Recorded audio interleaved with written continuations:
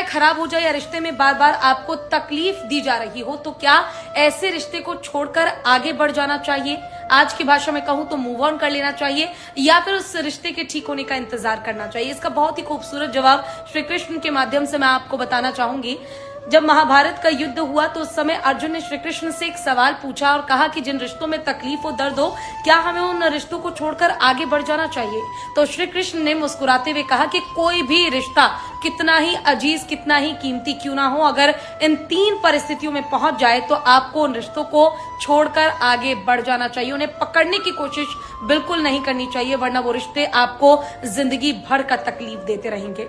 पहली परिस्थिति, अगर किसी भी रिश्ते में आपकी बेइज्जती की जा रही है, आपको सम्मान नहीं दिया जा रहा, आपको इज्जत नहीं दी जा रही है, तो उस रिश्ते को छोड़कर हमेशा आगे बढ़ने की ही कोशिश करनी चाहिए। क्योंकि अगर आप उस रिश्ते में रहने की और उसके सुधरने की इंतजार करते हैं तो वो रिश्ता ना कभी सुधरेगा, ना वो इंसान सुधरेगा, और हर बार आपकी बेइज्जती की जाएगी, आपको सम्मान जिंदगी भर तो कभी नहीं दिया जाएगा।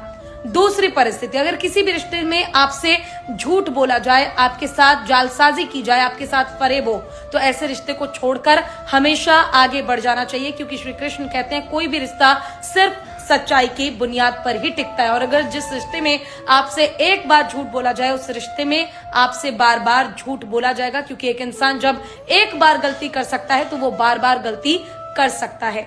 और तीसरी सबसे आखिरी और जरूरी परिस्थिति, जब आपको लगे कि आपके मन की शांति भंग हो रही हो, तो ऐसे रिश्ते को छोड़कर हमेशा आगे बढ़ जाना चाहिए। श्री कृष्ण कहते हैं कि जिस भी रिश्ते में रहते हुए जब आपका मन बेचैन रहने लगे, 24 घंटे में आपके मन में कई सारे सवाल हो, आप कुछ ना कुछ दिन भर उस रिश्ते के बारे में, उस व्यक्ति के बारे में सोचते रहे और मानसिक तौर पर आपकी जो शांति है वो खत्म हो जाए, तो उस रिश्ते को छोड़कर आपको आगे बढ़ जाना चाहिए।